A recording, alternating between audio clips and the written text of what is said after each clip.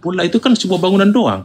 Nggak perlu banyak syarat kayak bentuk ada harus disembah, itu nggak ada. Jadi tidak ada ritual di Kristen itu untuk menyembah, nggak ada bang. Di sana cuma 3 poin. Pertama, berdoa kepada Tuhan. Kedua, bernyanyi memuji nama Dia. Baru mendekat khotbah.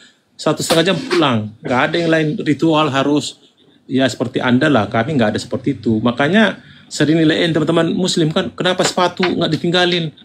Ngapain orang biasa aja kok. Jadi kias-kiaskan seperti ini.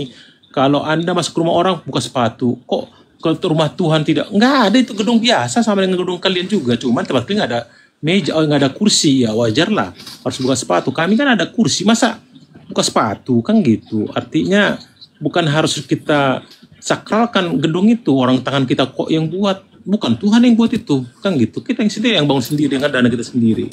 Saya kira demikian, Pak. Oh, satu lagi tentang waspada itu ya. Jelas memang disampaikan kepada muridnya. Anda tidak melihat penyampaian itu, misi itu apa yang terjadi. Bukan ke murid itu. Muncul kan, tapi Anda tadi menolak. Ya kenapa? Karena di Kristen tidak ada nabi setelah Dia. Udah gak ada. Ngaku-ngaku nabi palsu itu, penyesat. Antikris kan gitu. Tapi Anda jelaskan mirip-mirip narasinya. Saya nggak tahu kok bisa hampir mirip, tapi Anda yang menjawab. Apabila misalnya Kristen itu 600 tahun, baru Anda 1 Masehi, Kristen itulah yang meniru-niru. Tapi ini kebalik. Justru yang meniru itu biasanya ada yang ada, bukan dari yang tidak ada. Nggak mungkin dong Kristen meniru kepada 600 tahun berikutnya, enggak lah. Harus tahun 1 dulu, baru ada kemiripan ke belakang. Terserah asli tidak, saya nggak tahu kan gitu. Demikian bisa tanggapi bang. Udah hampir habis waktu kita. Gimana? Apa ada kurang lebih bang? Santai aja bang. Ketika saudara mengatakan bahwa tidak ada lagi nabi setelah Yesus, 1 Korintus 12:28 itu Anda lupa. Paulus itu, mengatakan Saulus sangat empuk. Kalau kita baca, kenapa dia nggak gabung ke dalam bang? Kenapa terakhir tulisan Saulus kayak di Paulus mengatakan bahwa Tuhan Theos telah menetapkan beberapa orang dalam jemaat. Pertama sebagai rasul, kedua sebagai nabi, ketiga sebagai pengajar, selanjutnya mereka yang mendapat karunia untuk mengadakan mujizat, untuk menyembuhkan, untuk melayani, untuk memimpin, dan untuk berkata-kata dalam bahasa roh. Menurut Paulus, jemaat di Antioquia di tengah-tengah mereka ada nabi. 1 Korintus 12 nomor 28, bukan Kisah Para Rasul 13 nomor 1. Yang disebut nabi itu adalah pengajar. 1 Korintus 12:28. Anda ngerti enggak? Seorang nabi itu menerima wahyu untuk dirinya. Ketika dia nabi ini menjadi rasul, maka dia menjadi seorang pengajar. Bagaimana dia bisa menjadi rasul kalau dia tidak pengajar? Jadi rasul itu adalah nabi yang mengajarkan kemudian wahyu kepada kaumnya, umatnya. Maka rasul sudah pasti nabi. Nabi belum tentu rasul, tapi rasul sudah pasti nabi. Gitu loh. Nah sekali lagi saya katakan kepada saudara, tidak ada hubungannya antara Yesus anak Maria dengan Kristen. Nggak ada. Kristen itu berhubungan dengan Kristus yang keluar dari tanah pada hari ketiga. Kristus yang keluar dari tanah pada hari ketiga inilah yang datang kepada Ananias, yang datang kepada Paulus, yang datang di Pulau Patmos. Dialah itu yang datang mengajarkan agama Kristen. Nabinya bernama Paulus. Itu yang Anda harus paham. Anda harus berani berkata bahwa memang tidak ada hubungannya Yesus anak Maria dengan Kristen. Dari segi ibadah, dari segi kitab, dari segi ketuhanan, dari segi rumah ibadah, dari segi apapun. Yesus dan Kristen adalah 2 kelompok yang berbeda.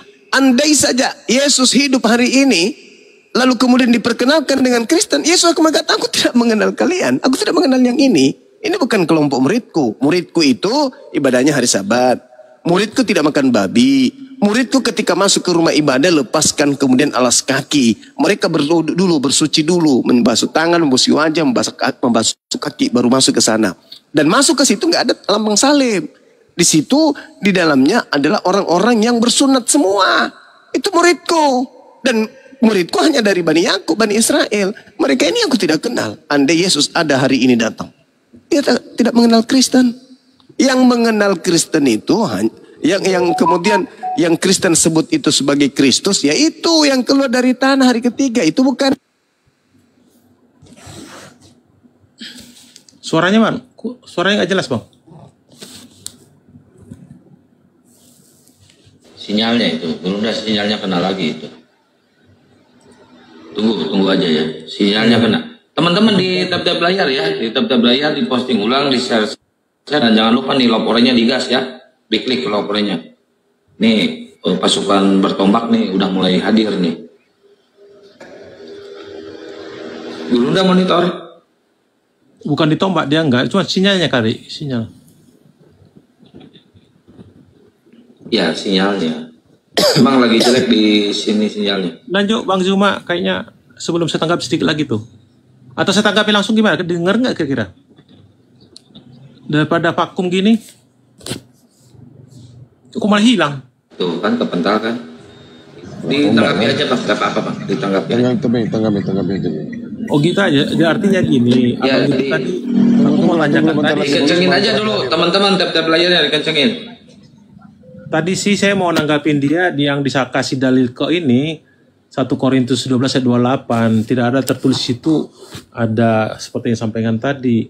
Karena udah sekat duluan, dia mainkan di kaper tadi tentang Nabi si Saulus itu. Karena saya kan tanyakan ke dia, apakah ada tulisan Paulus tertulis di ayat berikut yang lain? Yang kedua lah kan gitu, nggak usah 3. Yang Saulus saja deh pertama itu tulisan terakhir dia, bukan nggak digabung dengan para nabi yang di atasnya itu kayak apa tuh siapa tuh ada beropang di atas. Jadi artinya itu yang mau saya tanyakan. Terus gini, memang disebutkan beliau bahwasanya tidak ada dikenal Yesus apa Yesus dan Kristus, betul.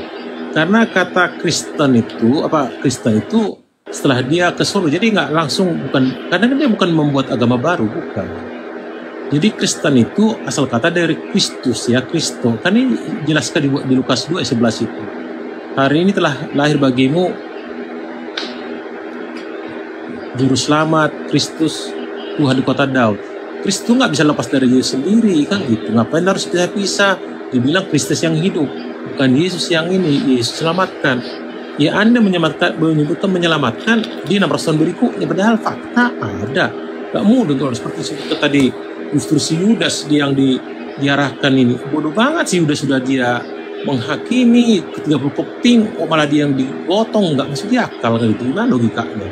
Kemarin memang beliau pernah nanya ke saya, nah, terus siapa yang maku Yesus, siapa namanya yang maku tangannya, sampai ke sana tanya, udah terlalu detail banget, itu kan bukan sejarah terdalam detail, karena ya sama dengan kita, Anda nggak terlalu banyak dimasukin yang bertele-tele kan gitu. Intinya aja sebenarnya bahwasanya betul-betul di Kristen itu ya mengalami kematian, karena memang itu terjadi kisahnya kan, dan memang Allah sendiri mengetahui kenapa, karena waktu dia kan ngomong waktu berdua terakhir hari ketiga kalinya, kalau bisa cawan ini lepas dari tapi kehendak menjadi, nyatanya jalan kan, berarti kan sepengetahuan beliau, dan nyata kok waktu dia mau lemparin para Yahudi itu kan dengan batu mau dirajam kan hilang dia, alasan dia karena belum waktunya, dia udah tahu bakal cuma berat sebenarnya. Tapi ada kepercayaan dan memang udah dia tahu akan bangkit hari ketiga. Memang nyatanya hidup kan, bangkit, bukan tetap mati, buktinya kosong di kuburan. Saya kira demikian Bang. Abang itu saya mau mungkin kok bisa ada mungkin kawanku yang nombak itu kurang ajar juga. Padahal kita diskusi bukan ada yang menghina atau iya kan Bang, ya nggak ada kan, saya santai aja dengan beliau itu, anteng-anteng aja, santai gitu. Maunya teman-teman lain kayak Pak Hendy kayak gini lah cerita. Jangan tadi malam kita Pak Hendy kita kok marah-marah terus dikunci saya. Ya aja yang ngomong. Lihat Bang Juma ini. Iya buat teman-teman di bawah dibantu tap-tap layarnya ya, di posting ulang ya. Bang, yang saya tadi udah pas ini lewat 12 menit udah setengah mau jam 11. Besok lusa lah ya Bang Santan, makasih Bang, aku rupanya beliau jumpa pas last minute nih Bang Zuma ini.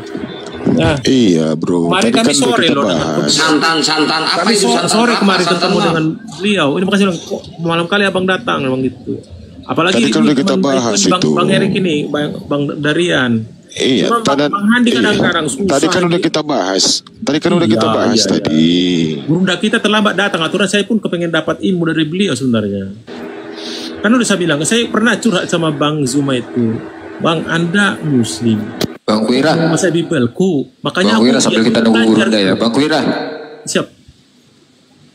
Bang Kristen Daniel. itu kan mengaku sebagai pengikut Kristus. Ya kan? Siapa? Coba ulang. Kristen itu kan kalau diartikan sebagai pengikut Kristus, the flower of Christ, flower Christ. Iya, pengikut Kristus. Kristen itu kan mengakui diri mereka sebagai pengikut Yesus gitu kan. Iya. Terus? Ada tidak di dalam ajaran Yesus, baik dari murid-muridnya Yesus yang mengajarkan ajarannya orang-orang Yahudi ini, ajaran Yahudi ini di luar dari orang Yahudi, dari murid-murid Yesus nih.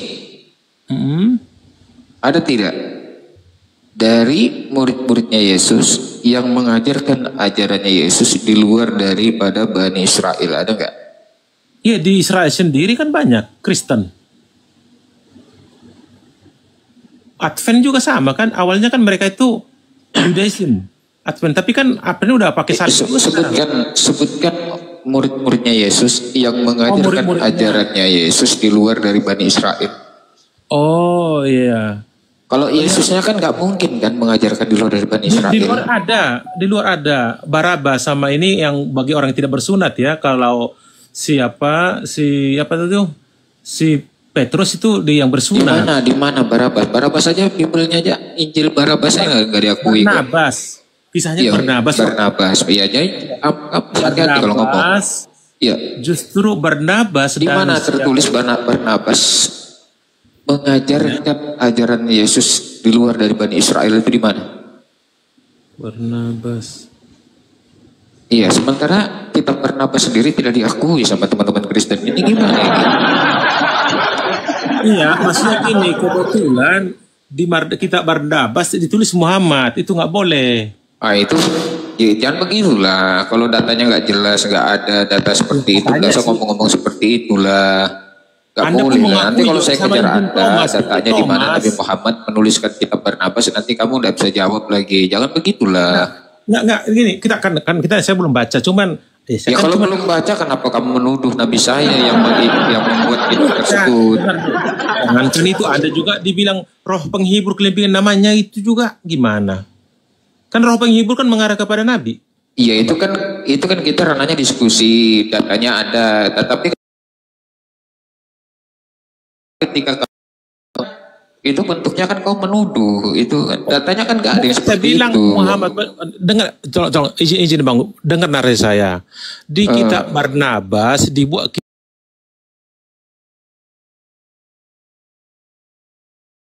kisah vulgar siapa? Ya sekarang begini, tunjukkan Sehingga sama itu saya, dikeluarkan. Bukan tunjukkan sama Nabi saya, Anda yang membuat, bukan tunjukkan salah. sama saya murid-murid atau pengikut Yesus awal yang mengajarkan ajarannya Yesus di luar dari Bani Israel.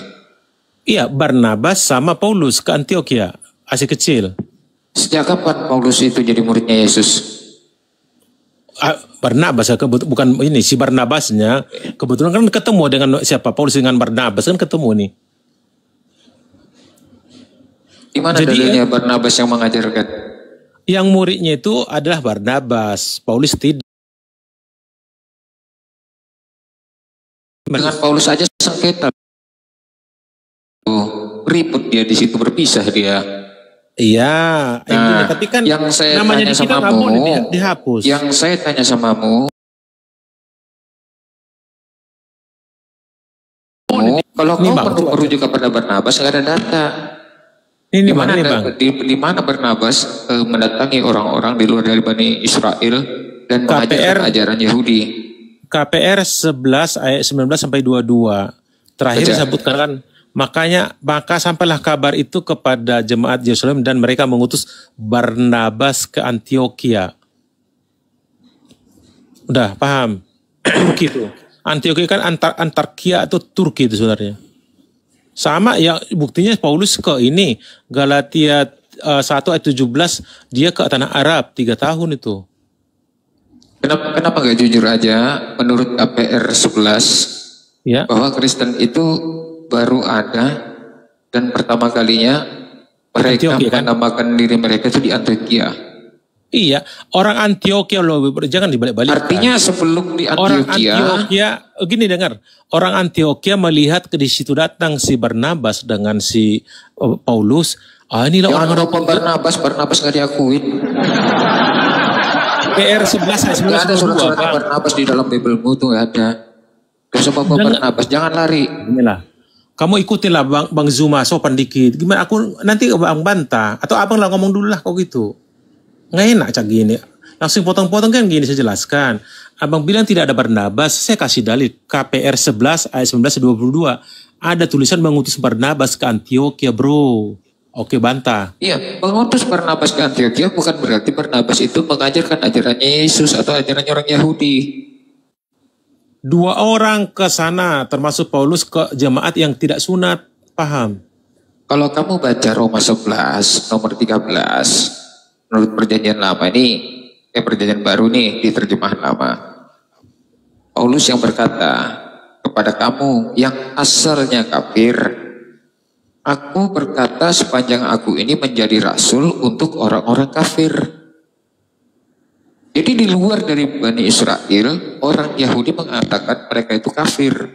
Makanya kata Paulus di Roma 11 nomor 13, tetapi kamu yang asalnya kafir, maka aku menjadi rasul bagi kamu, bagi orang-orang kafir. Di mana tertulis, Bang? Roma 11 nomor 13. Makanya kalau ambil kitab orang jangan comot-comot kayak ngada-ngadi. Sebaca ya.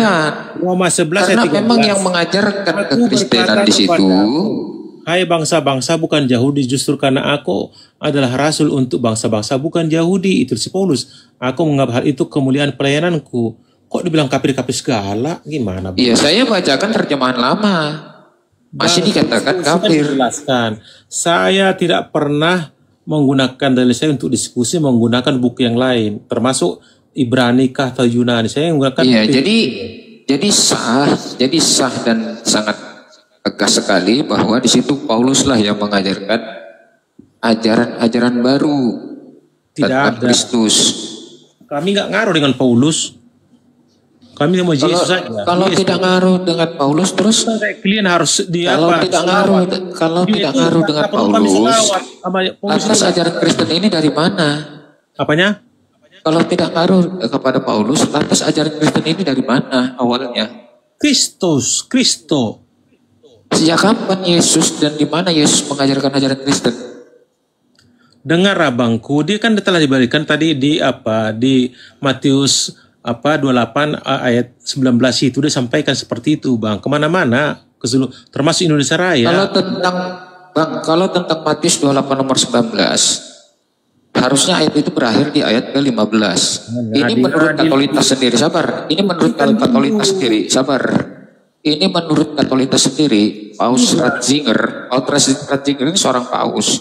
Dia mengatakan Matius 28 nomor 19 itu bukanlah ayat yang berasal dari Yerusalem, tetapi ayat tersebut berkembangnya di Roma. Bukan ayat yang langsung dari Yerusalem atau yang langsung Yesus ajarkan. Di Matius 10 nomor 5 sampai 8. Makanya bertentangan dengan Matius 10 nomor 5 sampai 8. Yesus mengutus murid-muridnya dan berpesan kepada murid-muridnya, jangan kamu menyimpang ke jalan bangsa lain atau masuk ke dalam kota orang Samaria, melainkan pergilah kepada domba-domba yang hilang dari umat Israel. Siapa yang dikatakan umat-umat di sini? Hanya umat Israel. Gak ada Yesus menyebutkan di luar dari Bani Israel itu dikatakan domba, itu gak ada. Kalau anjing ada. Di Getsemane loh, di Bukit Zaitun mau berangkat ngomong seperti itu perintahnya. Di Matius 8 ayat 19, jangan ngomong bantah. Tertulis kok abang sendiri yang ngomong tidak ada Kristen yang ngakuin itu ada. Kok kamu yang tidak ngakuin? Ada. Iya, kenapa kau berpegangan kepada Memang itu tertulis. dalil yang dari kalangan Kristen sendiri dan dalilnya jelas. Bro, kalau nggak ada di Bible dihapus, ya saya setuju dengan abang. Gitu. Ya kalau di Bible itu bang, Hah, kalau di Bible itu bang, sesuatu yang nggak ada aja bisa bisa diada-adakan. mana buktinya? Hanya untuk menunjang tentang doktrin Nggak ada Trinitas. Tapi Kumirori Matius nanti 28 Anda nomor bingung. 19 ditambahkan. Hanya Nanti Kumirori untuk nanti Anda mendukung bisa. doktrin Trinitas.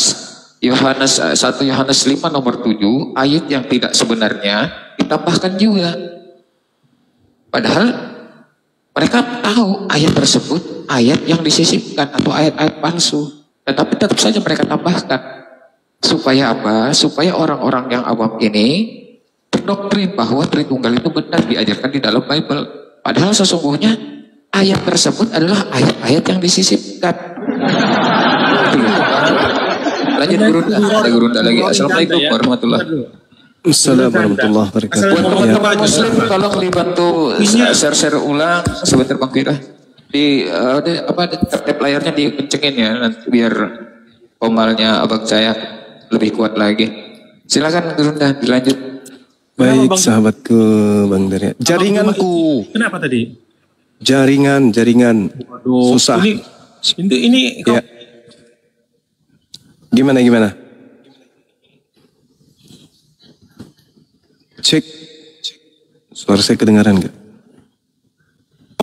Enggak, orang ini tadi memfitnah abang. Katanya abang ditombak. Aduh, kacau juga anak buah abang ini. Aduh, Ya, memfitnah. biasanya begitu, biasanya memang. Tapi kali Dia ini bilang enggak. Bang jaringan. Zuma satu pun kalimatnya enggak ada yang salah sebelum itu.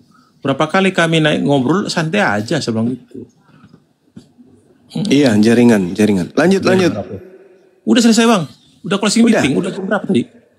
Oh, jadi udah selesai.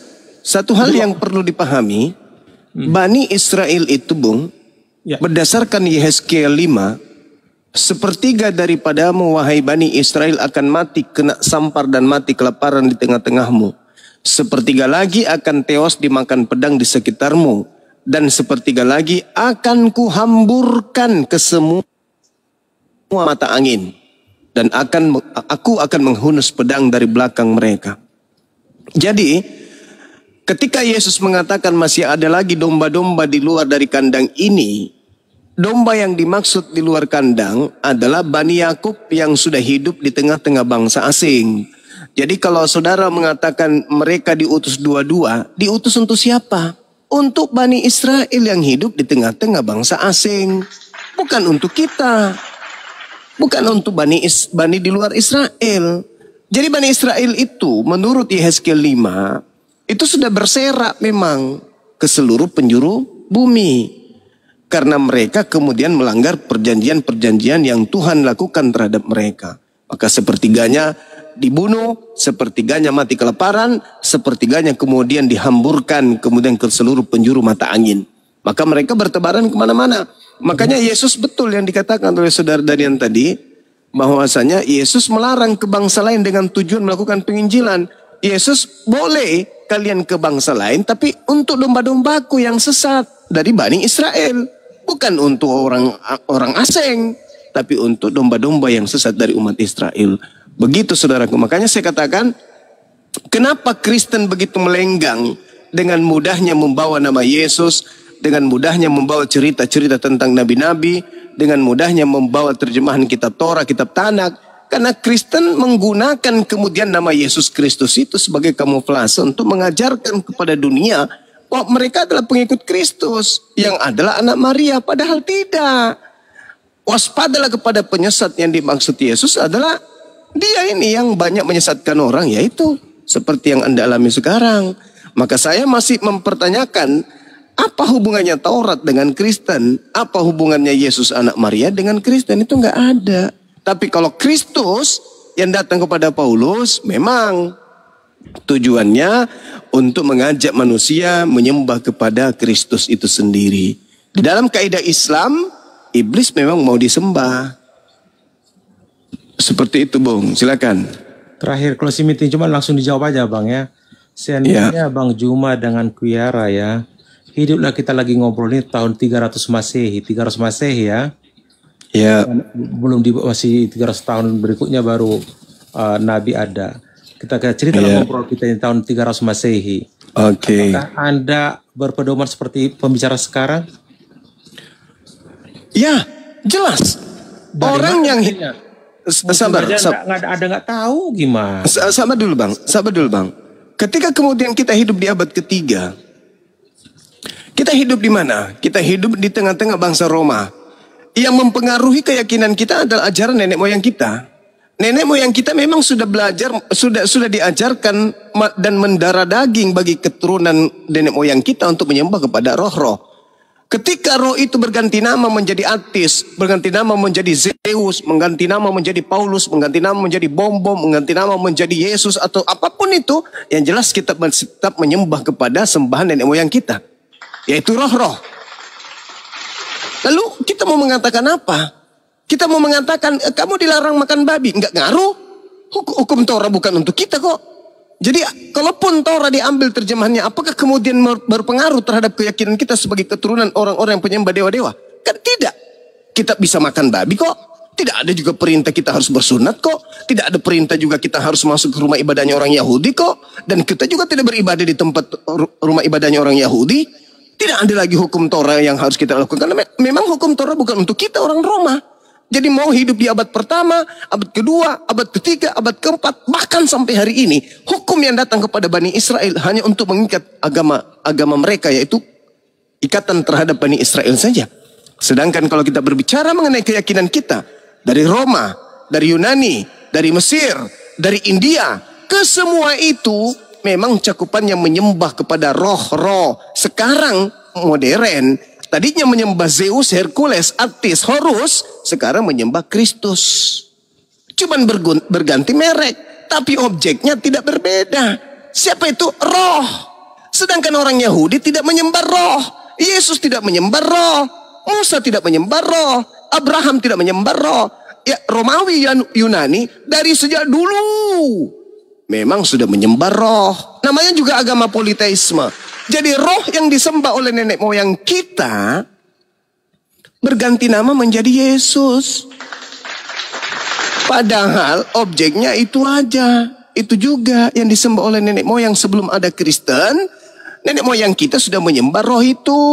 Begitu ada Kristen datang melalui kerajaan Roma, nenek moyang kita tadinya menyembah Zeus berubah menjadi Yesus. Begitu bong. Kaidah-kaidah pengajaran keyakinan Yesus itu tidak kita anut. Yesus sunat, Yesus puasa, Yesus kemudian sabat, Yesus tidak makan babi, Yesus menjalankan hukum Torah. Itu tidak mengikat kita. Paulus hanya menjual embel-embel itu untuk meyakinkan orang Roma Yunani bahwa ini loh kitab suci yang benar, ini loh dewamu yang harusnya bernama Yesus, cuman mengganti merek doang. Patung-patung Zeus dirubuhkan, lalu kemudian diganti dengan patung-patung Yesus. Sama doang. Oke. Sama aja itu. Gak ada bedanya.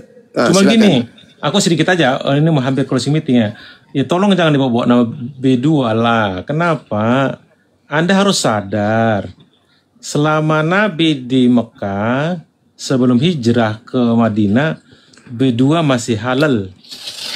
Masih bisa dimakan. Kenapa? Karena Al-Baqarah itu ada di Madinah kan. Nggak ada dalil bahwasanya itu dilarang. Karena ayat itu muncul di Madinah bukan di Mekah. Kalau di Mekah pas dia. Karena saya baca belum ada ketentuan, tapi setelah ada Al-Baqarah jelas diikutilah Taurat itu dilarang makan berdua. Tapi itu pun dengan tidak melebihi, buktinya 173 kan tidak melampaui batas kalau terpaksa kan gitu. Mungkin ada satu hal gitu. Lanjut abangku. Oke. Saya. Sebelum Islam datang, memang gak ada perintah. Makanya orang yang hidup di zaman antara Nabi Isa dengan setelah Nabi Isa kemudian terangkat ke langit, orang-orang di luar daripada bangsanya, mereka hidup di zaman Patrah, zaman di mana tidak ada nabi yang datang kepada mereka. Boleh nggak ketika kemudian ada perintah di tengah-tengah kaum Israel, jangan kau makan babi, kemudian orang Arab makan babi, apakah orang Arab berdosa? Tidak. Apakah orang Roma berdosa? Tidak. Apakah Kristen berdosa? Tidak juga. Kenapa? Karena larangan makan babi hanya mengikat orang Israel. Anda yang bukan Israel makan babi, apapun dengan babi, silakan aja. Tapi setelah datang Islam, hurrimat alaikum, barulah kemudian perintah haram babi itu teruntuk kepada seluruh umat manusia. Tak ada pengecualian. Yang tadinya hanya haram untuk Bani Israel, setelah Islam datang, barulah diharamkan untuk seluruh umat manusia babi itu. Setuju. Nah, gitu Bung. Oke, siap Bangku. Makasih Bangku. Kita udah sip. Aturannya sejam Abang nanti 1 jam. Jadi gini Siap Bang Kuyara. Kalau ada kurang lebih, saya mohon maaf Bang Kuya, Abang baik ya, karena kita santun kok ngomongnya. Jadi saya kecewa tadi Abang keluar ini betul ditombak nggak? Di bawah ditombak apa-apa. Orang Abang cuma santai aja kok, nggak ada yang lari dari apa, santai-santai aja kan. Ditombak sama Oke, makasih sinyal. Bang, saya kira mungkin ini Bang Iya. Ini Bang Juma di apa kan, ini Bang Kevin ada ini kayaknya udah bolak-balik di Kependeta, mungkin Abang arahkan lah. Saya di bawah aja, host. Ya, Bang Kuyara. Santai, aku sip. di bawah. Siap. Makasih Bang Kuya. Makasih Bang. Makasih saudara.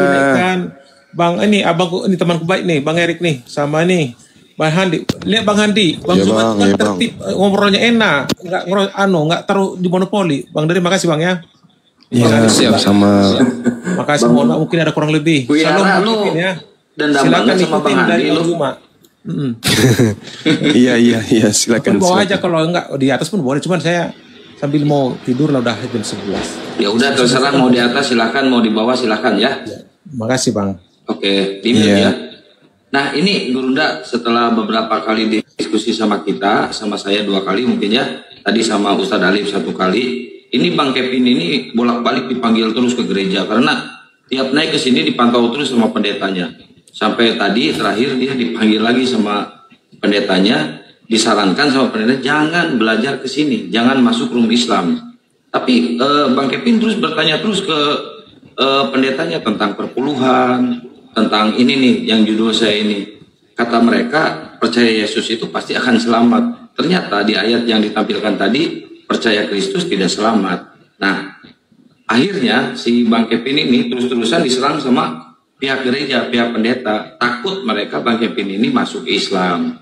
Silakan Bang Kevin, dibuka mic-nya Bang Kevin, bertanya ke Gurunda. Halo, selamat malam Bang Juma. Malam saudara Kevin, salam kenal. Saya Bang Suma, silakan Bang. Jadi gini Bang, saya mau minta arahan yang lebih detail mengenai yang sudah dikatakan oleh Bang Kian Santang tadi. Bagaimana Bang? Yang mana itu? Yang pertama masalah perpuluhan, masalah sahabat, dan tentang jika saya meninggalkan Yesus, saya tidak akan selamat. Itu bagaimana Bang? Dicatat ya Bang Kevin ya? Iya Bang, saya catat Bang. Oke. Gurunda. Iya. Jadi kalau kita katakan berbicara mengenai perpuluhan itu hanya untuk bangsa Lewi saja. Itu yang pertama. Kemudian ketika kita berbicara mengenai perpuluhan, berarti cakupan perpuluhan itu hanya ada di Perjanjian Lama, bukan? Nah, sedangkan di Efesus 2 nomor 15, dengan matinya Yesus, dia telah membatalkan hukum Taurat beserta segala ketetapan yang ada di dalamnya. Berarti termasuk perpuluhan. Hukum Taurat itu mengikat hanya Bani Israel. Bani Israel terdiri dari 12 suku. Di antaranya suku Lewi. Suku Lewi inilah yang memiliki hak persembahan persepuluhan dari ke-11 suku yang lain. Contoh kita lihat di dalam Bilangan 18:26. Lagi haruslah engkau berbicara kepada orang Lewi dan berkata kepada mereka, apabila kamu menerima dari pihak orang Israel persembahan persepuluhan yang dikuberikan kepadamu dari pihak mereka sebagai milik pusakamu, maka haruslah kamu mempersembahkan sebagian daripadanya sebagai persembahan khusus kepada Tuhan, yakni persembahan persepuluhanmu dari persembahan persepuluhan itu. Siapa yang punya milik pusaka? Bani Lewi. Pusakanya apa? Perpuluhan. Bukan bangsa lain, bukan kepada suku lain. Tidak ada itu kemudian dikatakan bahwa harus membayar persepuluhan kepada suku Benyamin. Itu nggak ada. Apalagi di luar ke-12 suku tersebut. Artinya bahwa ketika orang Kristen ini memakai istilah atau memakai kaidah atau memakai aturan perbulan itu, mereka tidak punya malu. Tidak punya malu. Kenapa tidak punya malu? Kalau Anda memakai hukum perpuluhan, harusnya memakai hukum sunat qulub. Harusnya ibadah hari Sabat. Harusnya jangan makan babi. Kan begitu. Kenapa? Karena perpuluhan itu bukan hukum kekal. Yang hukum kekal itu sunat. Yang hukum kekal itu Sabat. Yang hukum kekal itu kemudian menyembah kepada Elohim. Di dalam Kejadian 17, nomor 6, nomor 7, perjanjian kekal Tuhan itu adalah sunat qulub. Kalau orang Kristen mengerti tentang perjanjian kekal, kata kekal itu tidak berkesudahan.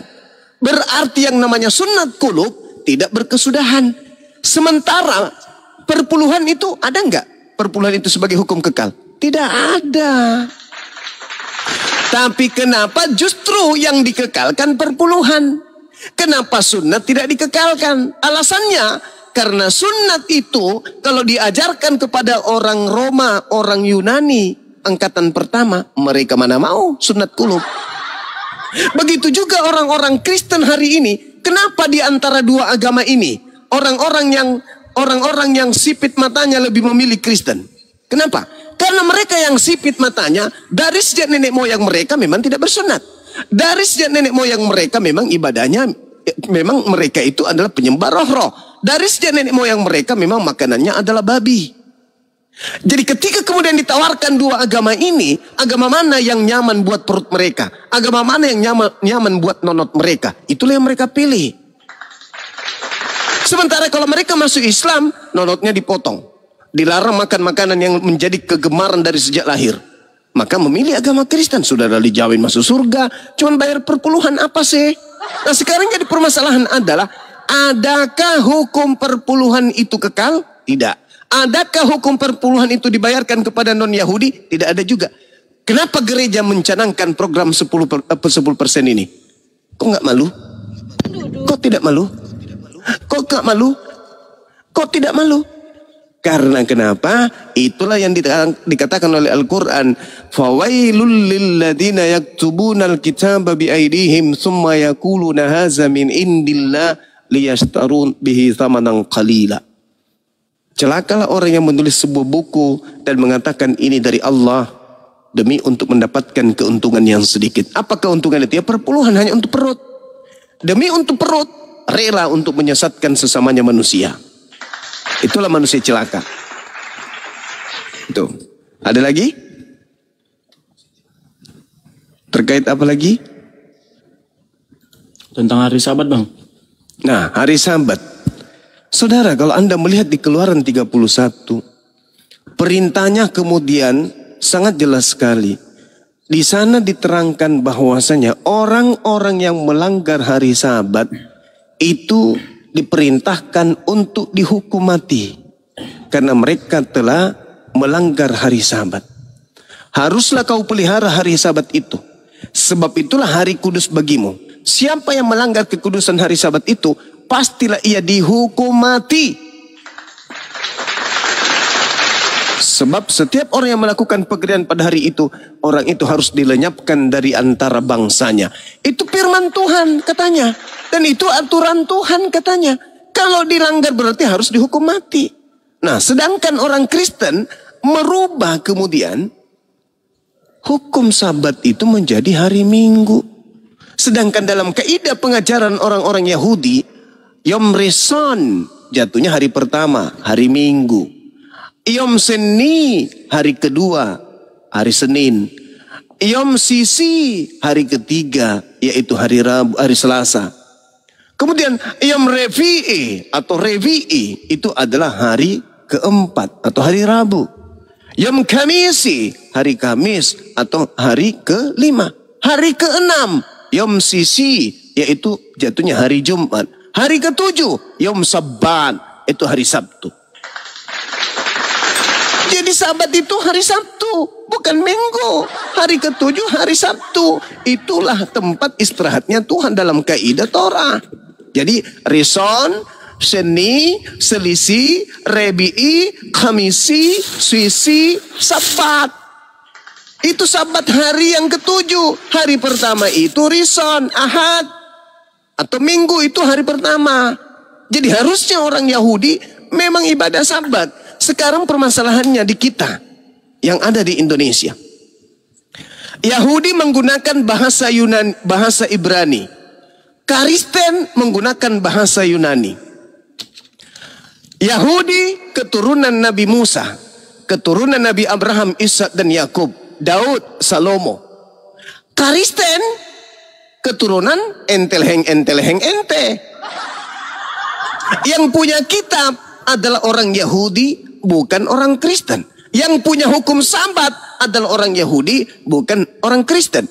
Sekarang di depan panggung ada dua pemain Sabat, yaitu Kristen dan Yahudi. Kira-kira yang benar Sabatnya Yahudi sang pemilik kitab dan yang sang pemilik hukum, atau Kristen yang hanya nempel nebeng tenar dengan menggunakan terjemahan kitabnya Yahudi dan mentenarkan keyakinan Romawi Yunani dengan mengambil terjemahan kitabnya Yahudi. Mana yang betul?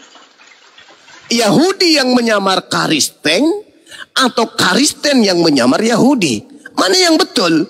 Yahudi menyamar menjadi domba atau Kristen yang menyamar menjadi domba?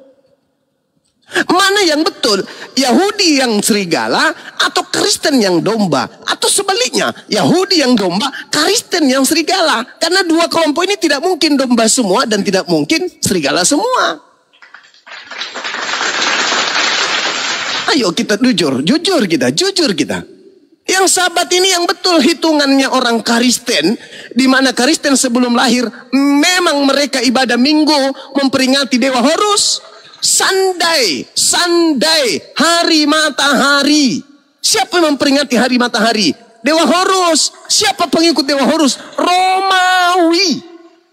Bagaimana dengan Yahudi? Yahudi hari ibadahnya Sabat, hari ketujuh, hari perhentian. Jadi kalau Kristen ingin waras, ya harusnya mendudukkan yang mana sih yang betul? Yahudi, Yesus. Kemudian Kristen dari Romawi, ibadahnya beda, rumah ibadahnya beda, hari ibadahnya beda, nabi rasulnya beda, kitabnya beda, Tuhannya beda. Mana yang betul antara Yahudi dan Kristen? Itu aja dulu. Nah, kalau sudah ada pada kesimpulan Yahudi yang betul, betulkah orang di luar Yahudi boleh ikut menjadi agama Yahudi? Gak boleh, gak bisa. Makanya Yahudi itu bukan agama syiar. Tidak pernah kita temukan ada di Indonesia orang Yahudi datang mengajarkan agama Yahudi supaya orang Indonesia jadi Yahudi. Gak ada itu. Karena ajaran Yahudi hanya mengikat Bani Yakub. Nah, bagaimana dengan orang-orang yang tidak lagi percaya kepada Kristen? Kemana hendak ia pergi? Ya ke Islam. Karena Nabi Musa mengatakan di dalam Ulangan 5, aturan-aturan yang diterimanya hanya mengikat kaumnya. Wa iskala Musa, ya Bani Israel, inni Rasulullahi ilaikum. Bagaimana dengan Yesus? Yesus juga hanya untuk kaumnya. Apa kata Yesus dalam Matius 15:2? Aku diutus hanya kepada domba yang sesat dari umat Israel saja. Al-Quran, wa iskala Isa, ya Bani Israel, inni Rasulullahi ilaikum. Nabi Musa untuk kaumnya, Yesus untuk kaumnya, Nabi Muhammad untuk seluruh umat manusia. Ya ayyuhan nas, inni Rasulullahi ilaikum jami'a. Jadi manusia-manusia di luar Yahudi, kemana hendak mereka berpijak ketika mereka ingin selamat? Tak lain dan tak bukan masuk ke dalam ajaran selamat, yaitu Islam, Salam. Jangan ngutik-ngutik ke Yahudi. Karena kalau kita yang bukan Yahudi ngutik ke Yahudi, berarti kita inilah serigala yang nyamar-nyamar Yahudi. Sementara di dalam Wahyu 3 nomor 9, orang yang bukan Israel tetapi mengaku sebagai Israel itu adalah jemaat setan. Kenapa ada tertulis di dalam kitab Wahyu begitu? Ya karena Al-Quran mengatakan wa makaru wa makarallah wallahu khairul makirin. Orang-orang tersebut ingin menipu, ingin membuat makar, tetapi makar mereka dibalas oleh Allah, karena sesungguhnya Allah adalah sebaik-baiknya pembalas kejahatan. Mereka ingin membuat kejahatan dengan menulis catatan-catatan dengan tangannya sendiri untuk menyesatkan orang. Tetapi dengan catatan-catatan itu kembali menampar wajah mereka, bahwa mereka yang bukan Israel tapi mengaku Israel atau Israel rohani itu adalah jemaat setan. Silakan. Kalau pendeta keberatan boleh naik ke sini. Silakan saudara Kevin. Nggak mau bang. Tadi saya udah suruh kalau memang nggak terima saya diskusi, bantah aja argumen mereka. Betul. Saya bilang. Betul. Karena kenapa? Di Kristen itu ada amanat agung, Bung. Jadi gini.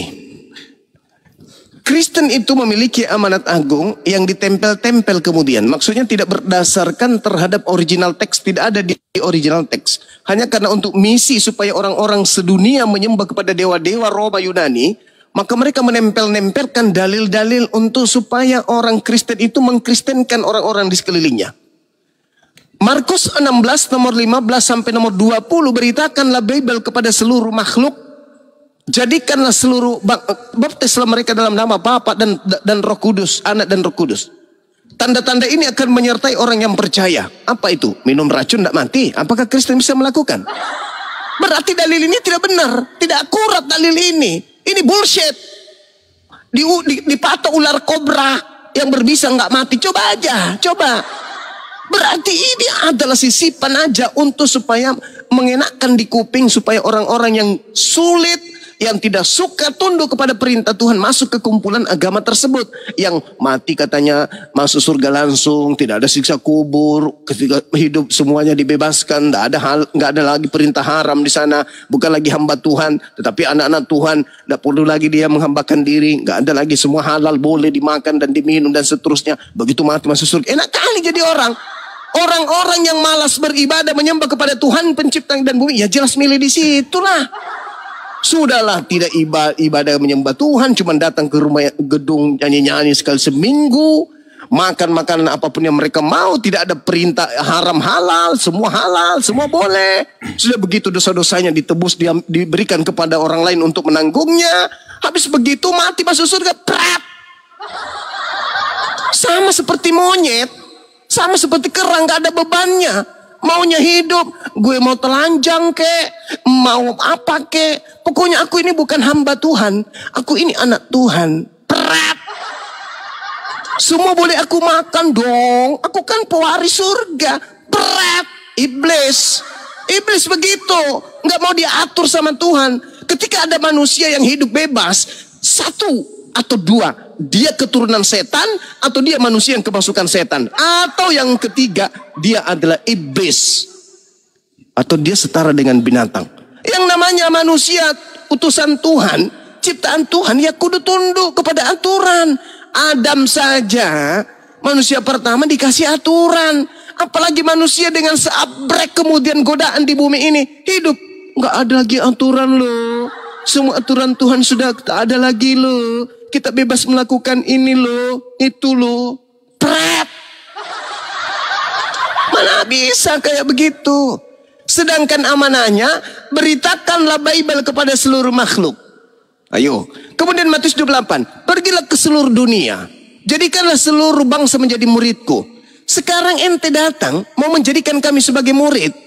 Apa kau pikir kami ini kambing? Apa kau pikir kami ini monyet? Apa kau pikir kami ini asu, babi? Yang tidak bisa memberikan suatu bantahan, kritikan dan saran. Anda mengajarkan kekristenan agar kami keluar dari Islam murtad menyembah kepada makhluk yang keluar dari kubur. Apa dasar kebenarannya coba? Apa firman Tuhannya mana? Mana sabda Yesusnya untuk itu? Enggak ada. Semata-mata cuman kalau kau menyembah kepada makhluk tersebut, ya dosa-dosamu yang dulu-dulu mencabul bla bla bla hilang lo langsung masuk surga. Pret. Itu mah janji-janji iblis. Kemudian bagaimana caranya orang yang berakal sehat bisa masuk ke kelompok itu? Caranya dengan baca Bible. Nenekmu kiper mana bisa? Tidak ada orang masuk Kristen karena dibacakan Bible, itu nggak ada. Tunjukkan kepada saya mana ada orang murtad karena baca Bible, itu nggak ada. Caranya memurtadkan itu gampang. Apa itu? Teror. Berikan rasa takut. Berikan ancaman. Buat hidupnya tegang. Buat hidupnya menderita. Rampas hartanya. Rampas kekuatannya. Jajah dia. Kepung. Berikan dia musibah besar.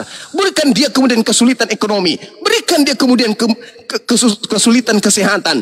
Buat mereka mencekam. Pada saat kondisi itu terjadi, kau datang bawa Indomie, kasih minyak kelapa, kasih beras, kasih cangkul, kasih bibit. Habis itu kau ajak dia menyanyi. Malam kudus.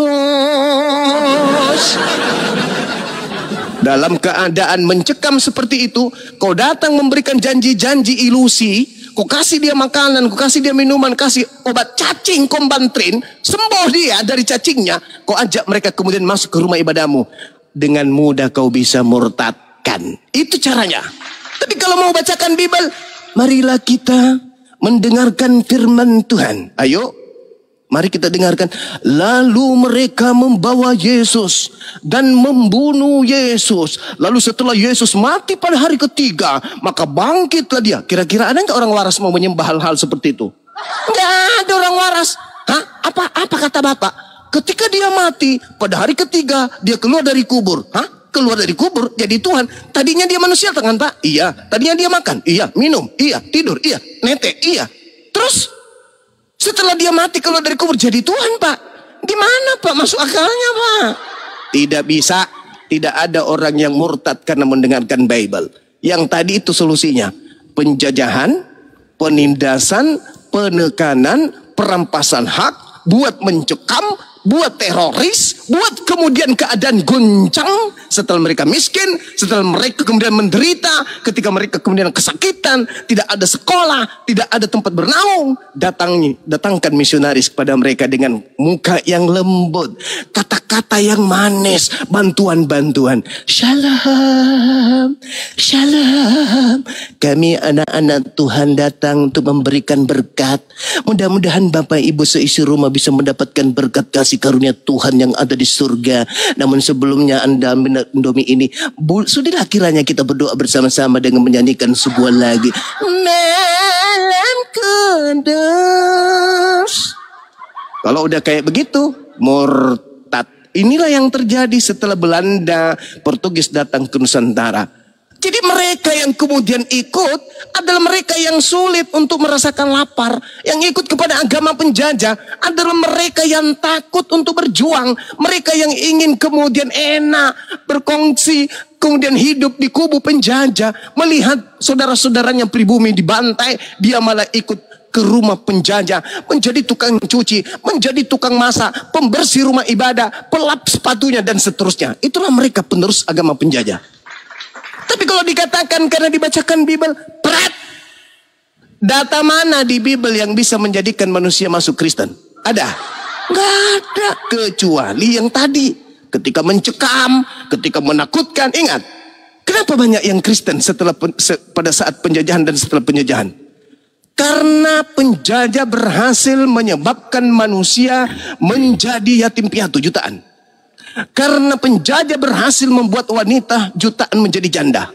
Mereka-mereka inilah yang kemudian mencekam hidupnya. Lalu didatangi, dibagi-bagikan, dikasih beasiswa, dikasih pengobatan gratis. Bahkan lebih daripada itu. Siapa yang tidak mau? Dalam keadaan tersiksa, terpojok, lapar, tak ada tempat tidur, didatangkan, dikasih semua fasilitas. Ya maulah. Habis itu, ketika mereka semua sudah berfasilitas yang sudah banyak, Indonesia sudah merdeka, datanglah tuh dia pakai baju lengkap, seragam, senyum-senyum kemana-mana. Kami ajaran kasih loh. Kami adalah kasih. Agama kami kasih loh. Kasih kepada Tuhan, kasih kepada sama manusia. Doakanlah musuhmu, jadikanlah musuhmu sebagai sahabatmu. Doakanlah mereka baik-baik, kasihilah mereka dengan segenap. Berat. Popo sudah membuat manusia mencekam ratusan tahun, baru datang bermanis-manis. Tengok ke tempat mereka yang mayoritas di luar negeri sana. Bagaimana perilaku mereka yang mayoritas tuh terhadap Islam yang minoritas. Hah? Orang wudhu, ini ada video dari luar negeri saya dikirimkan. Umat Islam di Inggris berwudhu Orang Kristen masuk di tempat wudhunya. Ngapain kau wudhu? Untuk apa kau wudhu? Hah? Kau mau menyembah kepada Tuhannya Nabi Muhammad yang pedofil itu? Kepada Nabi Muhammad yang menyembah batu itu? Ngapain? Orang di dalam masjid lagi wudhu, didatangi misionaris, dikata-katain seperti itu. Kenapa bisa terjadi? Karena itu di tempat mereka mayoritas. Kalau Indonesia juga mayoritas agama Kristen, wow. Sudahlah, saya nggak usah bicara. Lihat fakta aja, sedangkan minoritas aja mereka mengambil istilah-istilah Al-Quran masuk ke dalam Bible. Sedangkan minoritas aja, saya sebagai pembina apologet Islam Indonesia didatangi oleh misionaris di dalam keadaan kami lagi berkumpul internal Islam, kegiatan Islam Milad Apologet Islam Indonesia, datang misionaris yang membawa baju kaos mengajak menjadi Kristen. Pret! Bagaimana kalau dia mayoritas? Ingat, banding Islam dengan Kristen di Nusantara ini 86% dibanding 6%. 6% Kristen, itu pun masih berbagai sekte. Islam 86%. Yang 6% kemudian, cobalah tindakannya terhadap yang 86% ini. Kemudian sebaliknya, kami yang 86% terhadap mereka yang secuil ini. Ada nggak perbuatan kami, tindakan-tindakan kami yang kemudian tidak intoleran? Enggak kan? Malah tadi ada yang mengatakan, inilah bukti Islam Kristen itu benar. Apa benarnya? Karena kami kan ibadah minggu. Kami liburkan seluruh dunia hari minggu. Pret. Justru harusnya kami yang berbicara. Inilah bukti bahwa Islam itu toleransi. Kuat. Ketika ibadah kalian minggu diliburkan orang, semua kami libur juga. Padahal kami nggak ngapa-ngapain. Harusnya kami yang mayoritas libur hari Jumat. Karena kami mau ibadah. Kami yang penuh. Di mana-mana, masjid di mana-mana. Kami yang memenuhi kantor-kantor. Hari Jumat kami mau istirahat dong. Karena kami wajib ke masjid hari Jumat. Libur Indonesia hari Jumat. Harusnya kami mengatakan begitu. Tapi apa keputusan Islam secara menyeluruh? Biarlah kita libur hari Minggu. Dan kita kerja secapek-capeknya kita. Ya kalau ada panggilan, ya kita hari Jumat.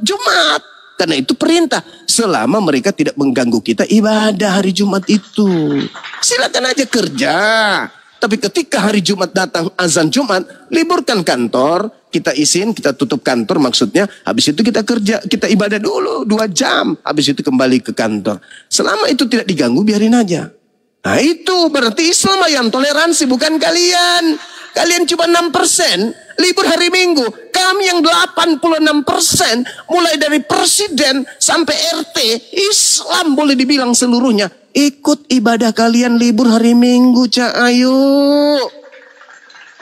Kurang apa lagi, woi? Kurang apa lagi? Jadi toleransi itu hanya ada di Islam. Begitu saudaraku Kevin. Silakan.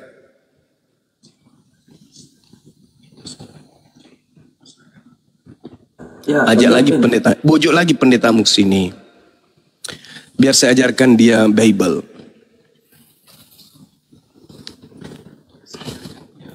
Gak bakal mau, Bang. Susah ninggalkan perpuluhan. Ya mungkin begitu. Waduh. Oke, lanjut. Ini dari sekte mana? Katolik, Protestan atau Advent? Advent dia dulu. Saya Advent, Bang. Apalagi Advent. Iya, lanjut. Yang tadi kata pendeta itu, percaya Kristus itu akan selamat, itu Bang Kevin. Ya, itu betul itu. Kalau percaya Yesus pasti selamat. Nah, sekarang tanya Yesus. Yesus, ya paman? Bang Suma mau nanya dong. Ya, silakan. Kamu punya murid? Yes. Kamu utusan Tuhan? Yes. Kamu menyampaikan firman? Ya. Firmanmu sampai kepada muridmu? Yes. Seluruhnya? Ya.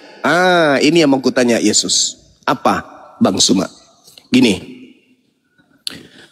Setiap untaian kata yang terlontar dari mulutmu itu adalah firman Tuhan yang kau terima dari Tuhan kan? Ya. Murid-muridmu dengar? Yes.